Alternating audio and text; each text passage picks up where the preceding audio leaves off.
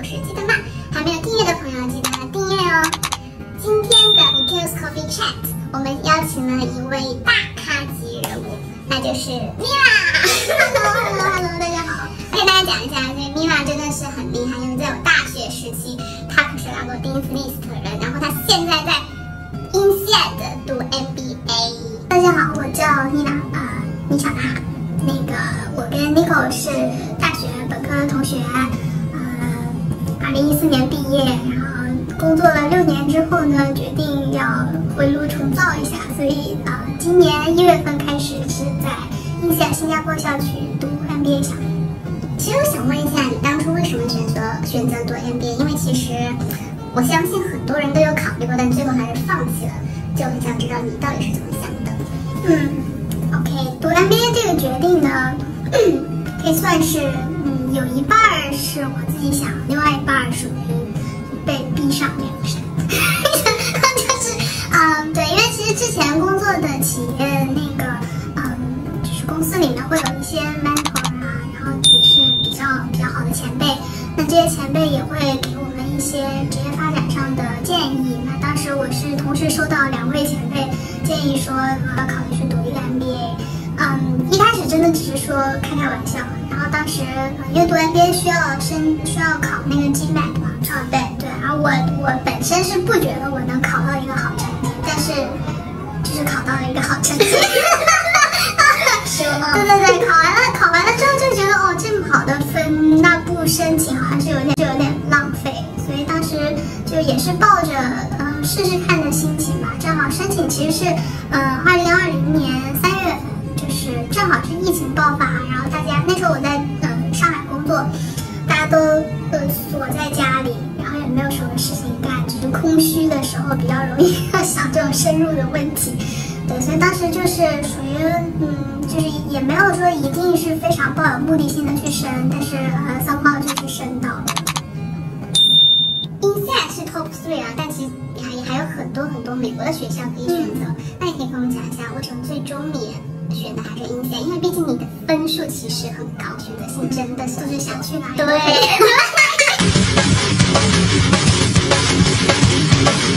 就是其实这个问题，我们刚进INSEAD之后，在上课的时候跟老师也会有谈到这个问题。其实选INSEAD就很好笑的是说，其实它学费是很高，但是INSEAD的老师都会说INSEAD is very cheap。它怎么比啊？是因为美国那边2年嘛。对，就是时间成本，其实你越到后面来说，时间成本对于就是念书的人来说是越宝贵的嘛。就你相当于说，你算这笔账，你不能光考虑说这个学费，还要包括是因为它是全脱产的项目。那你1年的INSEAD 的 program 和2年的，比如说沃顿或者 Kellogg 这些项目比起来的话，你要把你插出来的那1年可以挣到的工资的钱要算进去。对，所以当时是基于这个原因，我一开始申MBA 的时候，其实就只考虑了INSEAD，就只报了1所学校，就自己还是蛮清楚的。对，当时我就想说，如果是2年的 program， 我就不想去了，就是而且关键问题是说美国的那时候的疫情嘛，就觉得好像去美国估计也是大概率线上上课。对，其实性价比不高。那 MBA 念个线上课好像没什么太大意思。对，然后为什么选择新加坡校区，也是因为就是新加坡校区这边当时是学校 commit to in-person teaching， 所以我们在新加坡的校区的学生是可以在线下面对面去上课的。我们的另外一个校区是在法国那个Fontainebleau的枫丹白露，是不是？枫丹白露，对，枫丹那边的校区，一开始学校是有尝试让大家线下上课，但是好像就是你知道法国人天性比较爱自由，所以可能就一开始的前2个礼拜就很多人中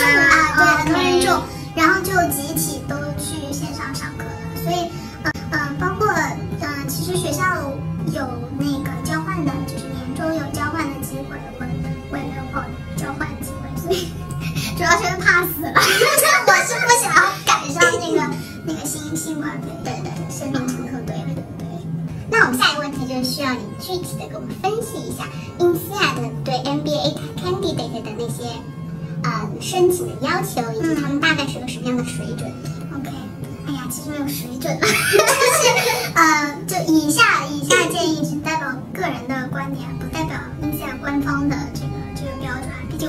只申请了1次。就是可能会有个人理解可能会有偏差，但是我认为，INSEAD 的这个 program 跟美国、欧美的那些这个 MBA 相比呢，它可能会更接地气一些。就是你可能如果你要去美国，你去哈佛啊、沃顿啊，接受的是一种就是精英教育。你可能离开从那 MBA 项目毕业之后，你会想说，我一定要去那种大厂啊、大企业去工作。反而是INSEAD这边，首先招来的学生本身背景是非常多元的。那我们这一年600个学生，有76个不同的国籍，没有哪一个国籍是绝对 dominant 的。就算是中国、印度的学生，也没有超过10%的这个比例。然后就是离开 MBA 之后的工作的发展方向也是就是多种多样的。除了去 corporate， 然后也有去自己去创业的，还有那种 family business 家族企业过来这边来招未来的雇员，在那边招打工的啊。对，这是各种各样的机会会比较多，所以我觉得可能因为我们也在新加坡生活了10年的时间了嘛，我个人觉得我对这种多元的环境会更好适应一些，就不用说是要把自己强融入一个单一的一种文化中。然后除了我们说到多元文化这一点呢，就是其他的要求就比较基础了，就是你可能GMAT会需要一个比较好的成绩啦，就是这一点的要求好啊，这一点的要求应该就是跟其他的就是美国的名校应该是差不多，大概720、710以上。对，但是它其实我觉得就是GMAT这件事情对大部分的 MBA 来说，并不是说你成绩越好，你录取的机会就越大的。OK， 它只是更多的是相当于是一个准入门槛，就是说你只要过了那个线，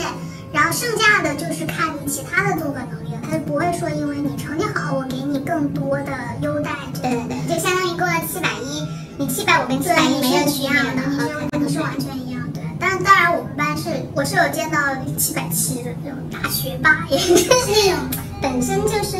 English 的那种 native 的 speaker。倒不是就是中国人啊，其实不高，你说600、680的也是有见过，但是他的可能其他方面也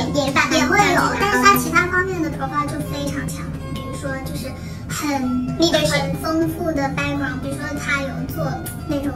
social work， 登了喜马拉雅山的，或者这样子，对，也算是非常 outstanding 的那种。对，至少你要在某一方面有一个我们叫 spike， 就是你很突出，那他学校也是愿意去考。就并不是说只在 academic 上面有突出。对，你要是真的是对生活有自己的一个 passion， 然后就是这种会比较好，挺好的，对。然后除此之外，我觉得可能INSEAD的招生比较有意思的一点是，它的面试并不是跟admission committee 去面。校友是不是？对，他是校友。对，因为就是前面我们提到的说，INSEAD的学校有每一年进来都有很多国籍嘛，就我们这届有70多个国家，所以INSEAD校友是遍布全球，你基本上在每一个主要的城市你都可以找到校友。那这些校友在毕业之后就回馈这个 community 作为一个资源吧。每年的申请人其实是在他所在的城市和2个不同的INSEAD的校友去做一个面试。那这个面试其实更多的是就是一个双向的，就是你不仅仅是校友要看你是不是会很合适INSEAD这个环境，但同时你也可以从这些校友中得到更多的信息来确认说自己是不是真的会喜欢INSEAD这个氛围。所以我觉得这一点是挺好的。下一个问题，我想知道你现在上学 so far so good， 还是已经被累得不行了？学习，看我的黑眼圈，然后看我的发际，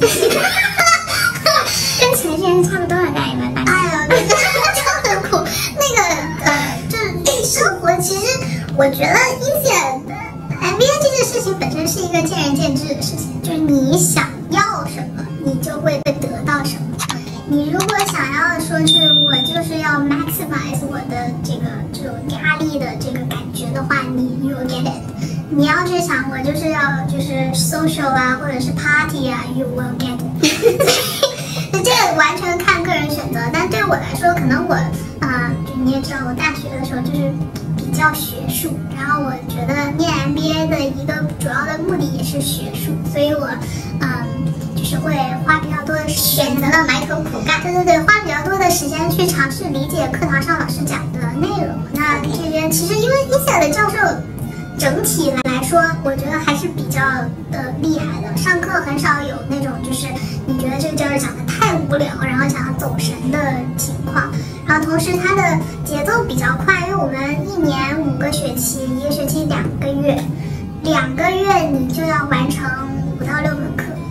然后这5到6门课的深度可能就有点像大学1个学期的，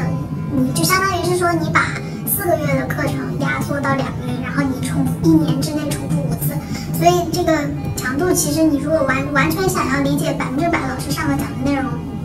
就是会比较花时间。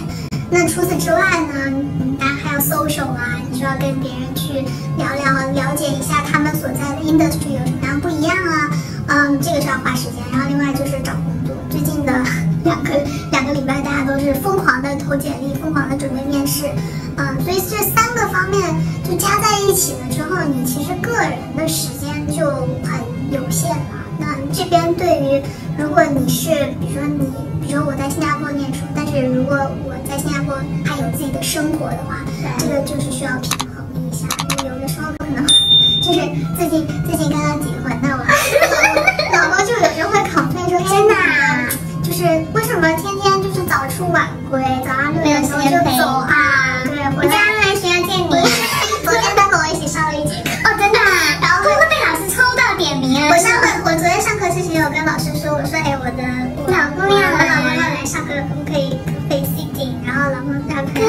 然后真的说 no problem。结果上课第一开始就说 let's welcome， 太高调了，所有人他可能感觉还就是 Mina's husband， 没有了，就是说就是会 cue 他的名字了，说 let's welcome 某某某 from China， 对吧？就还挺好笑的，而且气氛很好，对，挺有意思的。其实Mina上 MBA 的课程大概有3个月了，那 so far 你觉得自己收获了什么？给我们分享一下吧。收获，天哪，已经3个月了，这么快就没有找到工作，就可能过几天来问你这个问题。我收获了一份 internship， 对，那谢你吉言。对，我觉得对我来说，目前为止最大的收获可能是，就是思想上的一个解放吧。因为其实以前就是我们在做社畜的时候，每天都你好像说的自己毕业之后不做社畜了，就我们嘛社畜，就以前就想的每天只是想着说我这个月要完成什么事情，这个礼拜要完成什么事情，我今天要完成什么事情，但是比较少有机会说是我深入的去了解一个可能现在看来跟我完全无关的 topic， 比如说 marketing， 比如说 operation， 或者是statistics， 然后这种，所以你很少有这种机会或者是时间去在一个你有正式工作的时候去想这些问题。那这过去的3个月，我有很多的机会可以就是你现在课程是接触了很多领域，对，会有，而且因为教学的内容很多是基于 case 的，就是老师上课的时候，他其实会说，哎呀，某公司曾经出现过这样的一种情况，那当时可能涉及到的一些问题以及解决方式，就会引发很多思考。有时候你会觉得说，可能如果我只是用就是我以前惯常的方式去做，可能效果会就是不如说我 take a step back， 然后来反思一下。然后另外一件事情就是，也是我觉得为什么推荐大家在工作一段时间之后再读 MBA， 是因为你在 MBA 之后学到的东西，包括课堂上的，包括跟你的同学之间交流的时候，你会发现，以前我在工作中遇到的那些情况、那些问题，是因为这些原因造成。能够找到比较确切的答案。对，你就会有很多那种 aha moment， 就是that makes sense， 然后是因为怎么样子。这样很好。对，些就是很多是自我反思。那这样子就可以以后的话，其实就很有效的去避免重复。对，你就会有一个比较系统的方式去做，以后不会是说当事情到临头了，然后你去反应，而是更多是比较 proactively manage。对，这是一方面。然后另外一方面是说，在INSEAD其实我们有一个personal leadership development program， 那这个就是找寻灵魂的journey。